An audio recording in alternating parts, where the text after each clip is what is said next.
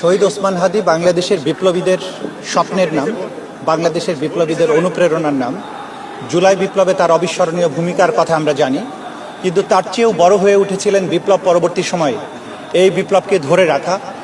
একটা সাংস্কৃতিক বিপ্লবের মাধ্যমে বাংলাদেশে শুধু রক্তক্ষয়ী যে বিপ্লব হয়েছে তার মাধ্যমে একটা স্বৈরশাসকের পলায়ন হয়েছে, কিন্তু এই রাষ্ট্রকে, এই তরুণ প্রজন্মকে আমাদের কালচারালি যে একটা উচ্চতায় পৌঁছাতে হবে, এই জাতির বিশ্বাস, এই জাতির গণতান্ত্রিক যে ভাবনা, এই রাষ্ট্র সবার করে ফেলার, রাষ্ট্রটা যাতে সবার হয়ে ওঠে সেটার জন্য যে তার প্রচেষ্টা ছিল, তিনি ইনকিলাব মঞ্চ করেছিলেন।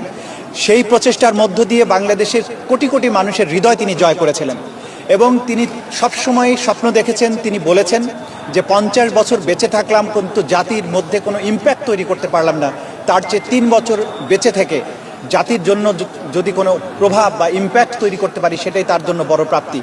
সেই কথা তিনি বারবার বলেছেন। তার কথাবার্তার মধ্য দিয়ে শাহাদাতের জন্য তার তীব্র যে আকাঙ্ক্ষা ছিল সেটা তিনি প্রকাশ করেছেন এবং আল্লাহ তাআলা তার সেই ইচ্ছাকে পূরণ করেছেন। তিনি জাতির জন্য তার সবচাইতে বড় স্যাক্রিফাইসটা করেছেন, তিনি শহীদ হয়ে গেছেন।